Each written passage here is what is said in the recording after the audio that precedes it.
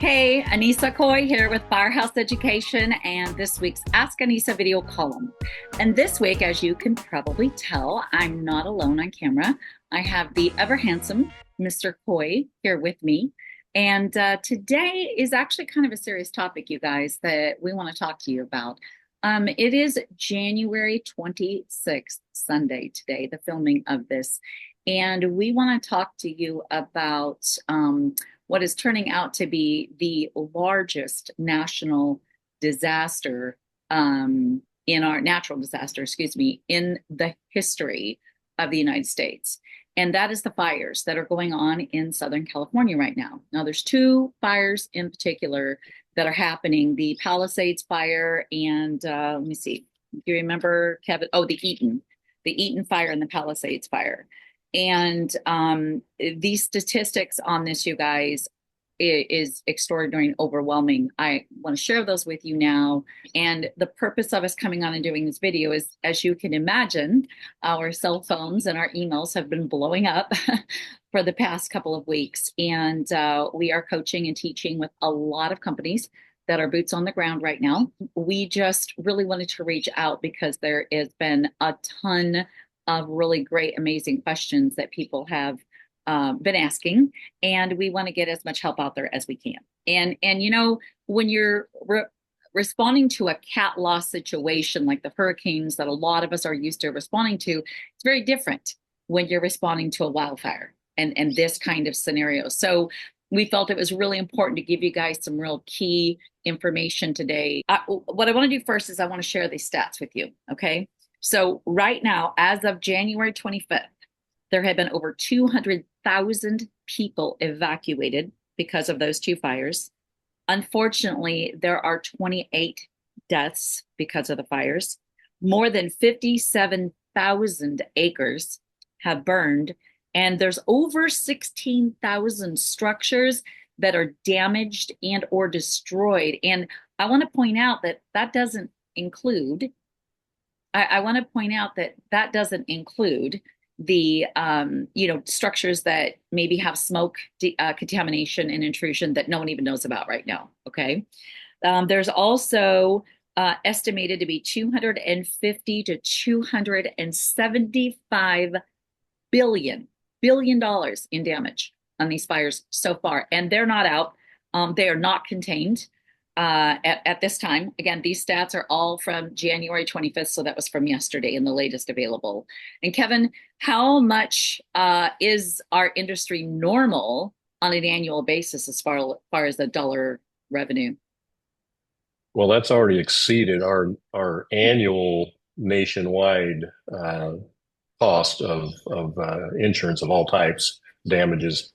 You know, we're usually somewhere in the 200 plus billion annually, and that includes everything. That includes all the climate stuff, all the everyday household incidences that we see combined in this whole country. So Right. and we're not even talking about the two hurricanes we had this year that have added to that cost. So total this year is astronomical. Right. Yeah, because we're talking 250 to 275 billion in this one particular natural disaster, not the whole entire industry. So it's definitely very mind-boggling to think about that. So what we wanted to talk to you guys about, one, we wanted you to understand the magnitude of what's going on here. Okay. And we've seen this. We've been teaching cat loss and wildfire work for years and have done several ourselves, boots on the ground. And there's a huge need for restorers who are going to go do this kind of work to really understand what it is that needs to be done and how to do it. Because like I said, it's not like responding to a hurricane, right, Kev?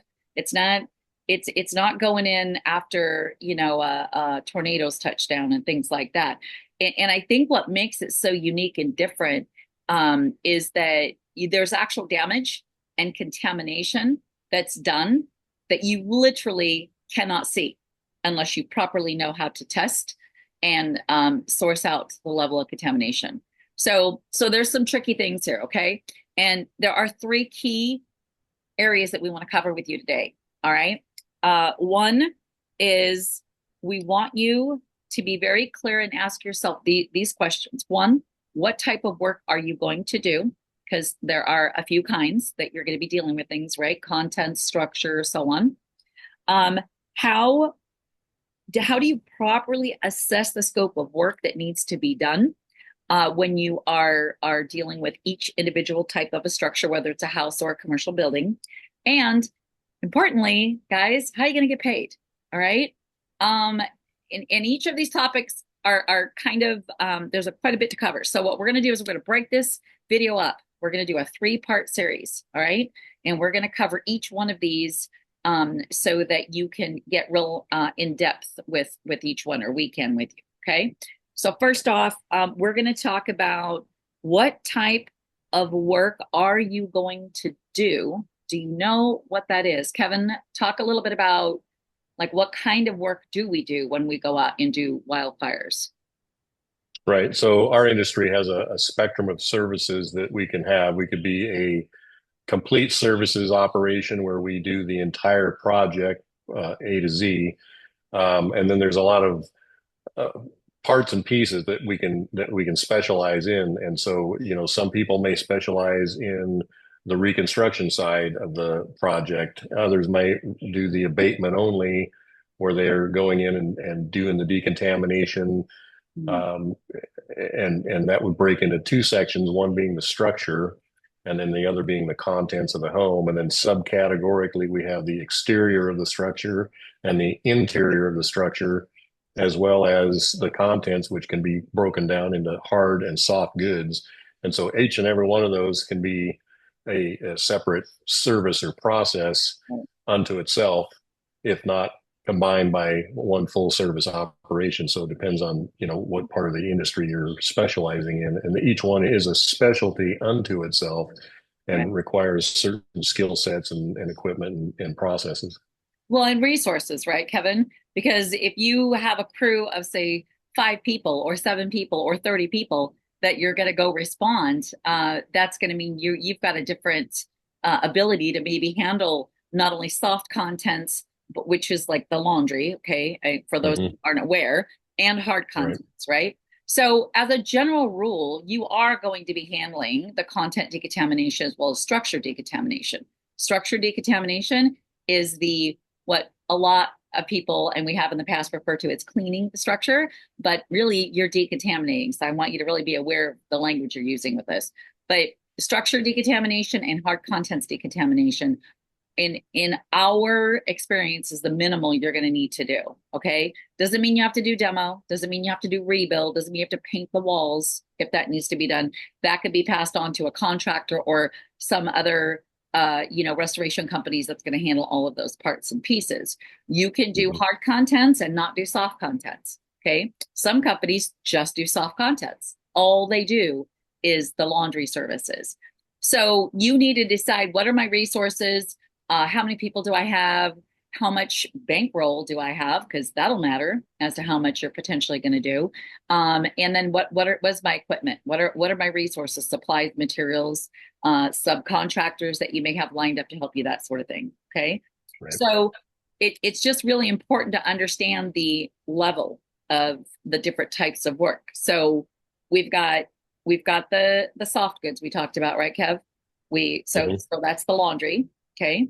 So there could be everything involved from dry cleaning to what goes literally in a washing machine, okay, to stuffed animals, that sort of thing, draperies. And then we have hard contents. And the hard contents are generally, depending on which I want you to talk about here in a second, Kevin, where you're at in the fire affected area, are generally going to be a decontamination in place. It's not necessarily something you have to pack out.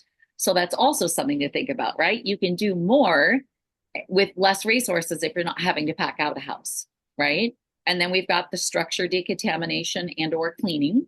And then you actually, again, like I said, have the demo and the rebuild. And where you're at in relation to the epicenter is going to dictate as to how involved each of those 4 areas are, right, Kevin? Talk a little bit about that. Right. Yeah. So let's look at and this would be in any type of cat loss scenario. catastrophic loss being what that's short for. And we have a lot of subcategories to this because again, this may be things that you take on the entire project and sub out the portions that you either don't do or don't want to do or have specialty tradesmen coming in to take care of those types of things.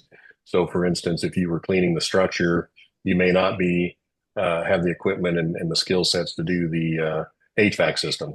So you may be bringing somebody in to do that. You may not be doing the floor coverings, those type of textiles. So you may be bringing a company in to do those types of things. If it's hard surface tile or if it's carpeting or, a subcategory of soft goods would also be textiles. So our rugs and our high end, tapestries and things like that you'd find in houses.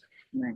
But what we want to do is look at the epicenter and then the outside or the concentric rings coming out. So we've got the center or the main devastation of an area where those homes were probably just completely destroyed and there's maybe nothing left but slabs of concrete and chimneys and burned out cars, and so there's really not anything you can do there. There's some cleanup to be done, and potentially depending on what that homeowner wants to do, they may be wanting to rebuild. So that's a whole different category.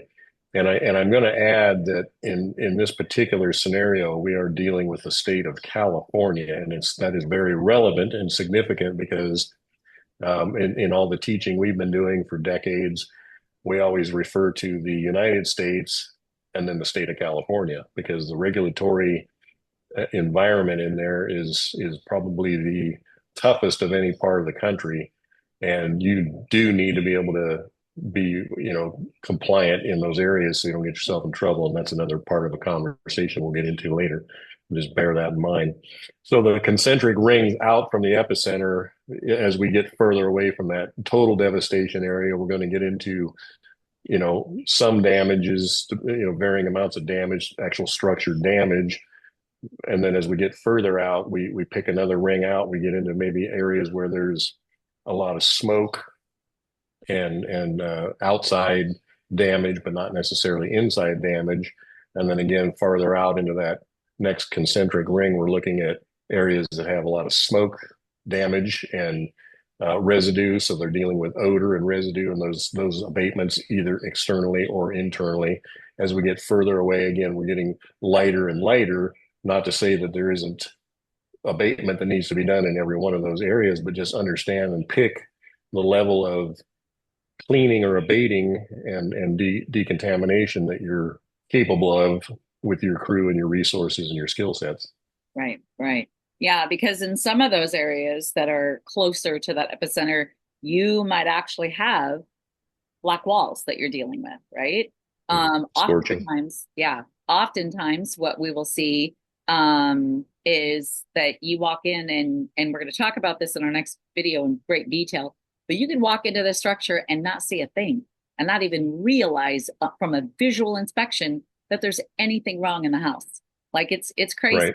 And I will tell you this, that in mine and Kevin's experience and 25 years of doing this, I will guarantee you that when there is a wildfire and or some kind of a mass fire situation that goes on throughout neighborhoods, I will guarantee you there are hundreds, if not thousands of homes that people never turn in a claim and never have decontaminated because they don't even know that that's what they're living in. They just don't know.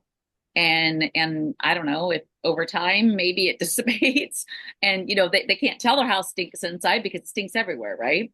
When you're walking around the yard, it smells. They might. And you get accustomed to the smell, and then you become what we call nose blind. Yeah. Where you walk into a house and you may have noticed an initial odor, but after you've been in the building for a while, or if you're still living in the structure, you really aren't noticing it. And again, to your point, if it smells outside and it smells inside, it's hard to tell. Where is that odor starting and stopping? Is that because it's in the house, or is it because I just opened the door and walked in and I'm still smelling? And again, I'm going to get my body gets accustomed to the odor, and then it kind of just becomes a non-issue. And so it makes it very difficult to tell. And again, if there's a light soiling over the entire surface of the inside of the building, it's hard to distinguish, where is it contaminated or not, because everything's kind of got that same light tint that we can't discover without some assessments, and then Right. and we'll talk about those.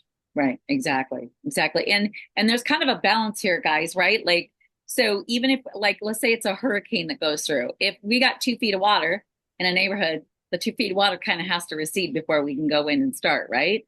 Well, it's kind of like that with a wildfire too. If the hillside is on fire behind the community, it's going to be kind of hard to go in and start work because you're just going to have recontamination happen, right? So it's kind of a delicate thing.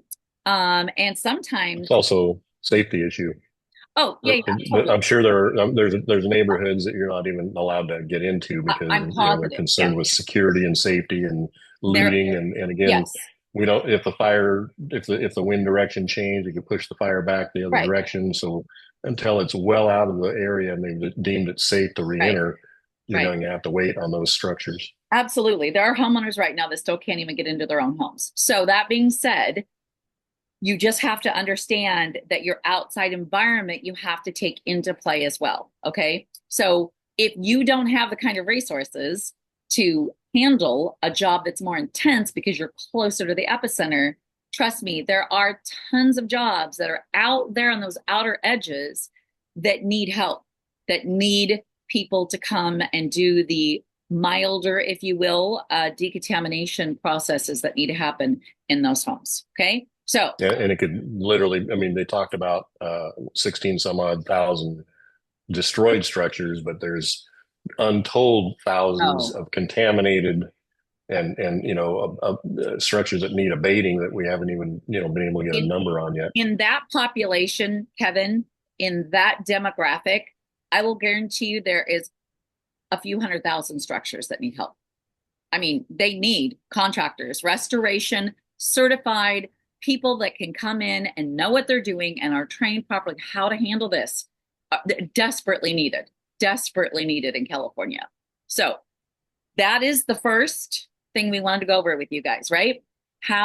What work are you going to do? Understand the different levels of work and type of work that need to be done in a wildfire scenario, and then decide what of those are you going to handle? If all of them, some of them, like where are you at in that realm? And we didn't even talk, we tapped into, like touched it, but this video is not about that, which maybe Kevin, you and I should do one on this. Understand, as Kevin said, this is California and it is definitely a very regulated state. Okay. You have to know if you're coming from out of state, even if you're in state in California and you're going to a different city limits or municipality of some kind, you have to know the current business rules and regulations and laws in that municipality, let alone are there laws for decontamination, right? Are there Yeah, laws yeah, for we have abate? city, we have state, we have county. Yes. I mean, Yes. there's just Yes. it's crazy. Yes. And so in this scenario, thankfully, you are not going to probably need to, in the majority of cases, transport people's household belongings. You can do what we call that clean in place decontamination. However, if you do move somebody's belongings in the state of California, you have to have a special license just for transporting somebody's personal belongings. Okay. So And to you add got to to the know. complication of that, even if you say, okay, well, I don't have that license, I don't want to do it, I'm going to subcontract that to another company that does have a license, you still have to have that license, even if you don't do it. So Right. that's how Right. complicated and complex Right. and So the point is, regulated it is. know your municipality and state laws, rules, and regulations when it comes to doing business, and in particular, our type of business in that state. Okay. All right, guys, we didn't want to make this a super long video. So we have 2 more videos coming up for you. Be sure and subscribe to the YouTube channel. And if you want to be sure not miss out on those as they come out. When you're seeing this, may already all be out. I'm going to get them up as soon as I can for you guys.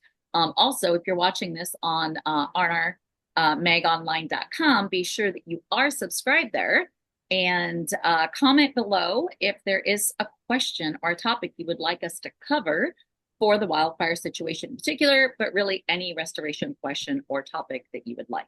So be sure and stay tuned for the next video where we are going to get into very deeply how to properly assess a wildfire situation, by each individual structure so you know what your scope of work needs to be to properly decontaminate. All right, well, you know the drill. If you have a question for Annissa, please send me an email, annissa@firehouseeducation.com, and in the subject line, please put Ask Annissa, and maybe I will feature you on next week's Ask Annissa video column.